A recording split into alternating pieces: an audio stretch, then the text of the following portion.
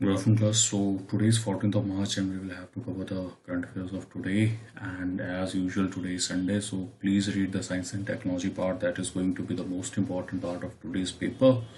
The first news is related to Sri Lanka, which have finally banned the burqa by that is worn by the Muslim women over there, and it have finally ordered to shut down thousands of the madrasas that are situated in that particular region. Now, these are the two dictates that have come up after the increasing radicalization of the Muslims, as claimed by the Sri Lankan authorities, that led to the Easter attacks last year. So, I hope you remember there have, sorry, last year, I think. Now, these are some of the concerns that they have talked about. They have said that there were various regulations and various uh, type of speculation in the common public of the Sri Lanka, and they have felt threatened with the use of the burqa.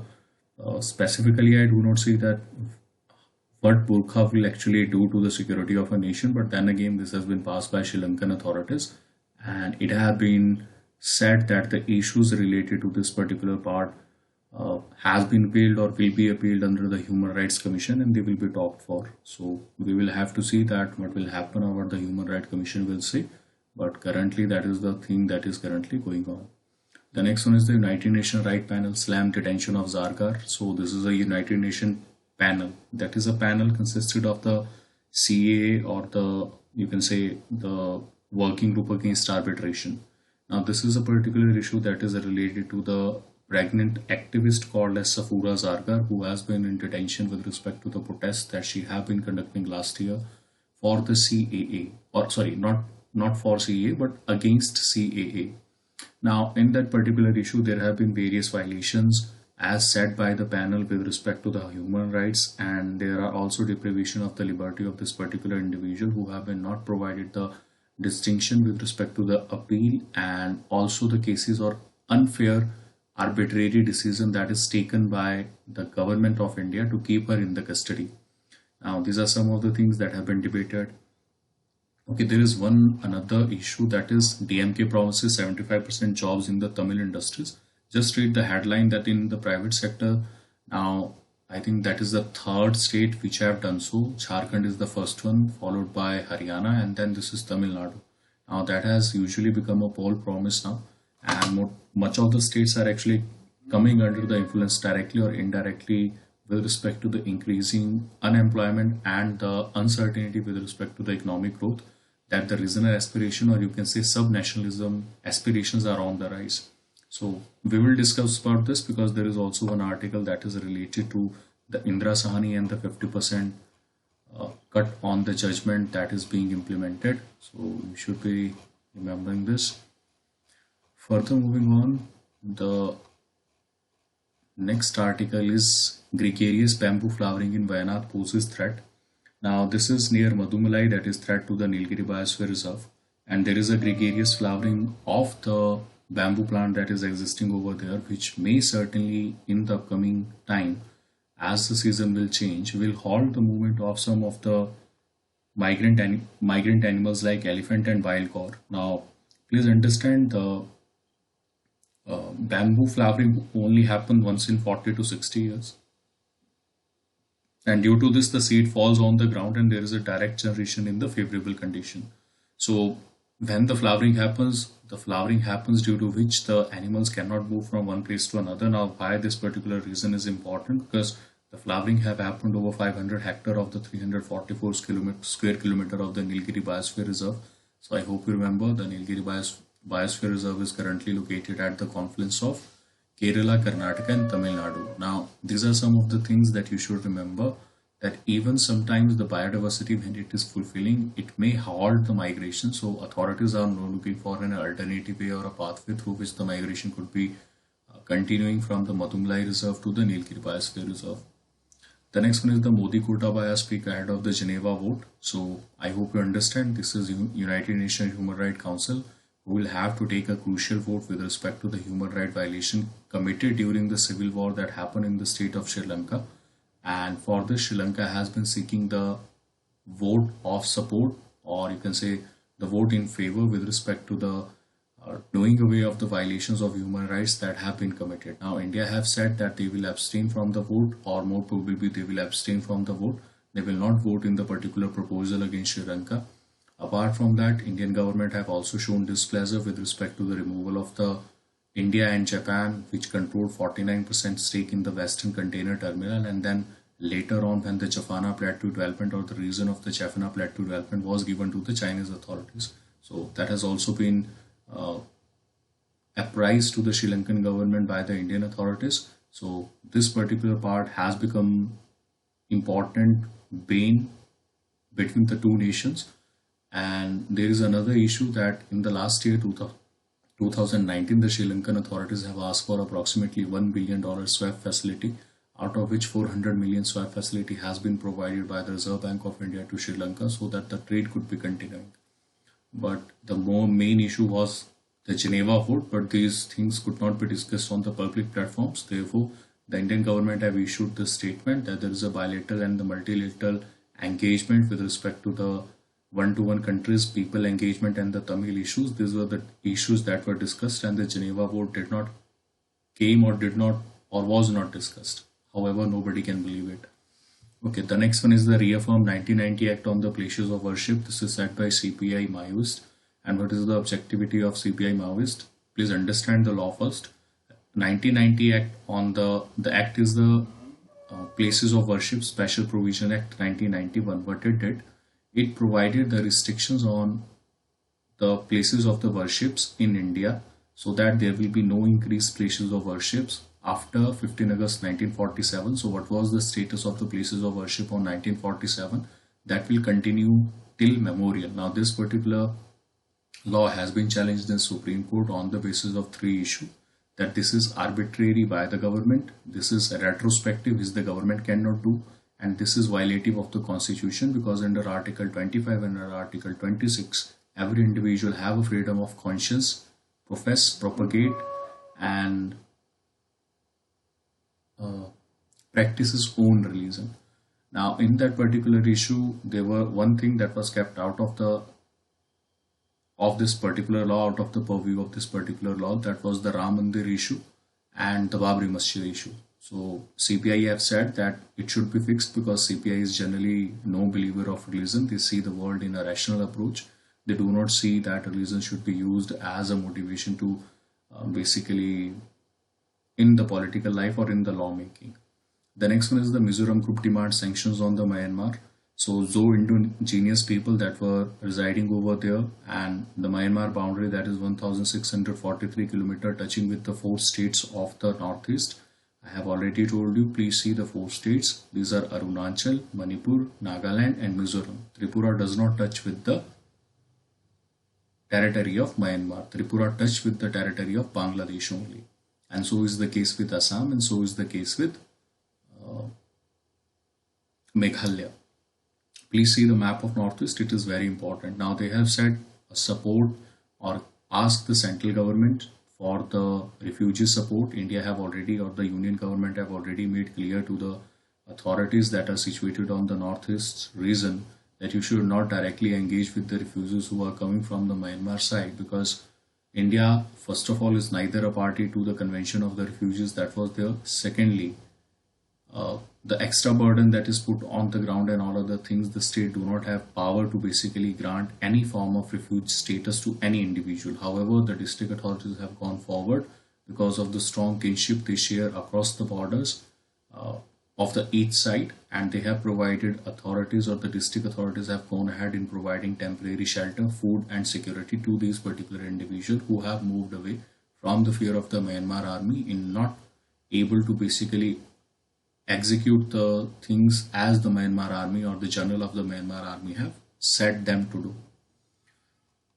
So I hope this is clear. Next one is the Sri Lanka back on the militancy radar. So in September 2020, last year, the government of India have announced that most of the terrorists in the Srinagar Valley has been neutralized or have surrendered after the spree. Now there have been increasing recruitment of this particular military personnel, and there are 6 persons who have been now designated as a wanted person, and they have been recruited from the valley itself.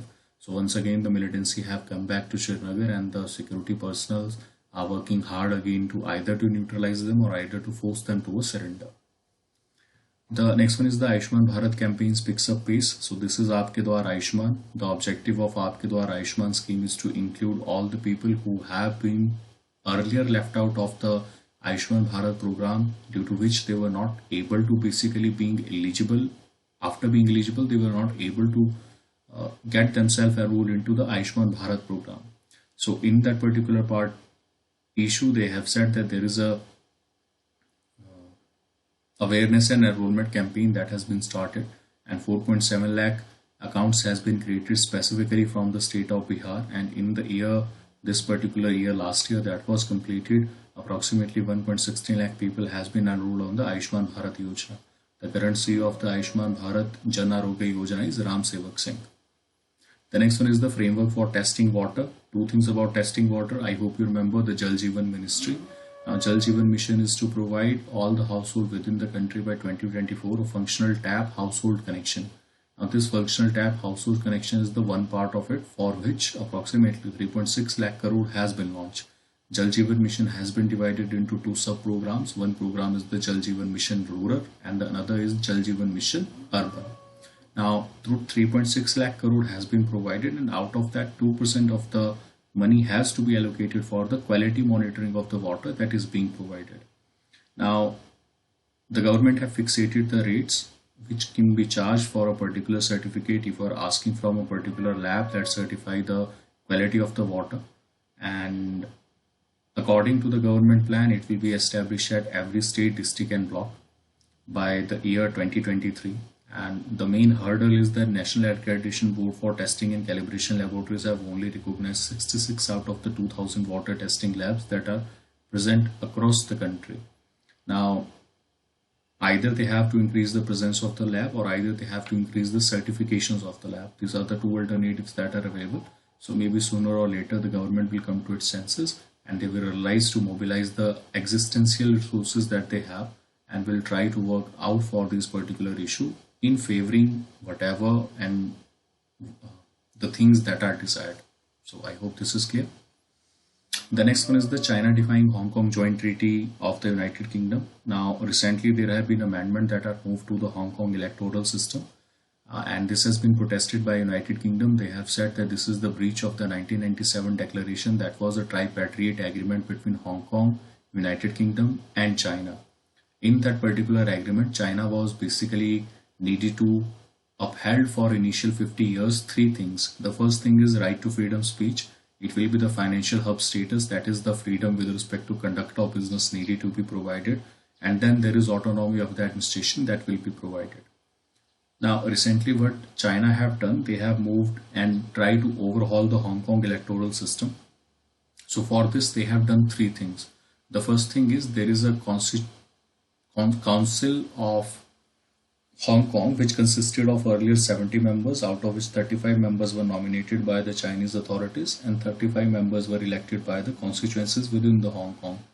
Now the government have increased the 70 number of the total council to 90, in which the 35 plus 20 is the non-elected members, that they are the nominated members. So basically currently skewing the majority, and the council should work with respect to whatever the Chinese authority should desire.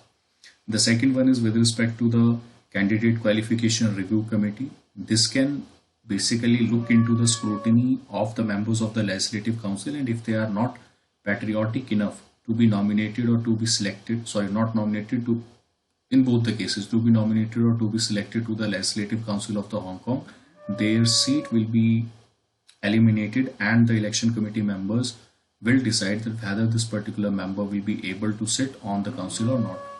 And the last one is the election committee, which consists of 1200 members. It has been increased to 1500 members. It does two important things. The first is the nomination of the executive who functions in Hong Kong, and second one is the members who will be sent to the National People Congress and the council and the upper house who will be there. So the whole power or the systematic breakdown of the machinery with respect to the transfer of power from the Hong Kong authorities to the Chinese authority has been going on, and there is systematic breakdown of the autonomy of Hong Kong, to which the United Kingdom have objected. Okay. Further moving on, adenovirus antibodies reduce vector vaccine efficacy. So please read this on your own. The next one is the Martian view, where is find a parallel on the Earth. Now, what is the problem here? The Opportunity rover have basically found small spheres on the planet that consisted of iron oxide called as hematites.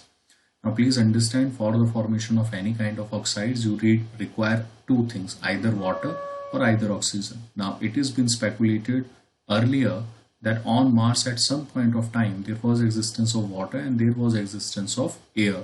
Over the time, the atmosphere have blown away. So now the scientists are basically looking for certain features on the Earth's surface. So this is another evidence that we have gotten on the Mars, which looked like a hematite, and this same kind of hematite has been found in a region called as Juran in Gujarat, and they resembles the same. So Perseverance rover will now come up with more evidence, but the earlier Opportunity rover have the photos that have been available to them have provided us the enough insight into that. The next one is the optical monitoring of the power line health. Now please understand, this is a very important issue. Now the optical fibers are basically used to send the high speed data that you currently use in the mobile phones, the data that is sent to you.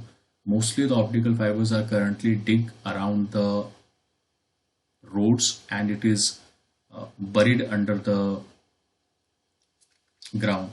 Now there was a company who was looking for alternative mechanisms, so they consulted a IIT professor. They asked them whether this particular optical wire can be embedded with the transmission lines that the electricity department is currently using. Now, as the electricity department have said that they can do this, so they have been using the high transmission line along with the optical monitoring line. Now, in that particular issue, the optical monitoring line works on the Joule's effect when the current is being transferred. So it is a concept of physics, please understand. When the high electricity transmission cable are sent from one place to another, there may be certain damages that they may suffer in between. The optical fiber is rolled in between. Okay? If there are 6 wires who are rolled, in between them the optical fiber is also rolled. So if the current is not passing, according to the concept of the physics, if the current is passing, there will be Joule heating effect. So the wires will be certainly heated.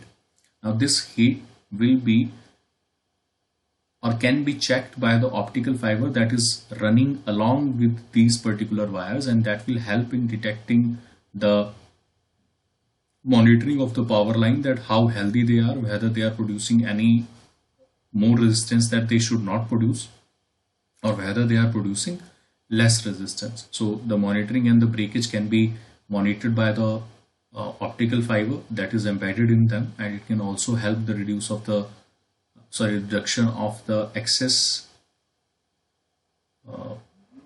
capital expenditure that the companies have been agreeing on digging all the areas around the roads. So I hope this is clear. Okay, COVID vaccine rollout, course correction in the face of resurgence. So what we should do, whether there will have any economic impact, because there are a lot of states again who have been imposing the lockdown, and there is a possibility that the lockdown may further be existing for a longer period of time. Okay, next one is the relooking the Mandal verdict and the quota cap. So please understand, recently the Supreme Court of India 5-judge bench have referred and asked to the states that what are their opinion regarding the 50% of the quota that is given by the particular state. So their opinion is sought, and whether they should refer the particular case or the overhaul of the particular case with respect to the Mandal judgment is required or not. So for that you need to understand what is the Mandal judgment, and please understand this is one of the most controversial subject of the Indian polity, and sooner or later you will see direct or indirect question on that, and it also have direct impact on all the people who are dealing with the quota system and who are dealing indirectly or directly with anything that is happening in the economy. So first of all, what is the concern here? The first concern, the case that was being heard by the Supreme Court bench, 5-judge bench, was the Maratha reservation that provided for over and above a 50% reservation and 60% Maratha reservation. Now, in the case of the High Court judgment of Bombay, it was formulated, a different panel was formed, and it looked into the reservation that the government have extended. It cut down the reservation from 16% to 13%, and then again the reservation was currently at 63%. In the case of Tamil Nadu, the reservation is already at 69%. Now, in the case of Indira Sahni judgment, in the favor of the merit, or the 1992 case that was there, the Supreme Court have held this particular part that 50% cap needed to be provided for the reasonableness and the fair use of the cap, so that the states do not go further in marginalizing the issue of the merit, because the merit is somewhere necessary for taking the nation forward. But it is, exceptions can be made if there is a certain state that of a particular, in which a particular community is very backward, then reservation can also be extended beyond 50%.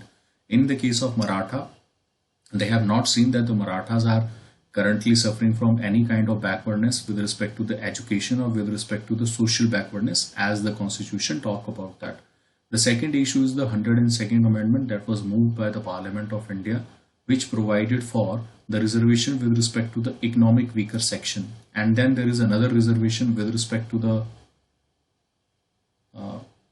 102 is with respect to the backward commission, and 103 with respect to the economic weaker section. So 103 amendment is with respect to the economic weaker section, that is related to addition of 10% quota despite of the fact away from SC, ST and OBC, and only to the weaker section of the upper caste only. So that is one of the issue that have been debated. Now Supreme Court have asked that whether this breach the 50% judgment of the Mandal Commission. So if it is needed to be discussed or needed to be contemplated, then another bench judge of approximately 11 judges needed to be sitting down, and they will hear the case, hear the argument, and then the final judgment will be coming after, because the earlier judge bench was of 9 judges. The third issue is with respect to the sphere of the states. Now please understand, as the National Backward Commission was given a constitutional status by 102nd Amendment Act. So this was a particular statutory body that is established by law body. It has been given a constitutional status, and the constitutional status actually did two things. First of all, it amended the Article 338, and secondly, it added a new article called as 342A. The article numbers are not important. Just remember that the Backward Commission has been given a constitutional status, that it is provided a provision, an article in the constitution under which the National Backward Commission was established. Now in the Article 342A, earlier who will be the backward community in a particular state was decided by the state government. In the case of SC, ST, it was decided by the central government. Central government decides that what will be the communities who will be notified as SC and ST on the behalf of governor, and it is forwarded to the president. In the case of backward commission, till date it was decided by the states, because backward communities in different states belong to different religion and different caste. So this power has been taken away from the state and it is given to the President of India, which is also being debated, and it will also be referred to the higher bench judge, and they have actually asked the question on that should it be referred to a higher bench judge for more contemplation and more issue. Okay, so I hope this is clear. So these are the three things they will be talking about. If the president have the power to nominate backward community, if 50% quota needed to be changed and needed to be amended upwards with respect to the social and the economic conditions as they are changing, and then the other issues will also be covered in that, the cartelization of the reservation, the benefit of the reservation, and whether a particular community should be extended reservation in addition to whatever they constitute to a particular percentage of the particular population, whether merit system will work for the nation or not. Okay, इस बात को ध्यान रखिएगा. So retrospective laws and the current tax dispute, please read this on your own. There is nothing much in it. Otherwise, if you do not know the issue, it will help you understand the issue, and even if you do not understand the issue, you should just know that the government have acted with respect to the tax mismanagement and the capital gain that this particular energy supplier have made over the year 2006. So these are the whole issues that they have debated about. Again, chief economic advisor have said that right now we should focus on growth than inflation, because there will be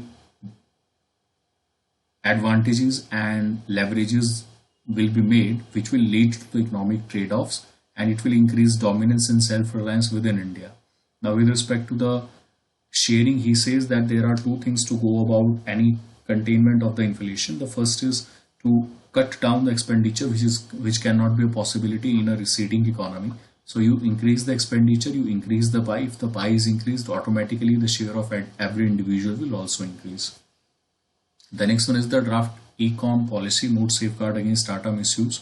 So there are regulation and rules that are described as a draft data and what are the e-com policy or how the bigger companies should operate in India. For example, Amazon and platform. Already we have talked about that. There are certain algorithms that they generally follow in which the products that they are mandating or they wanted to sell into the market, only they are being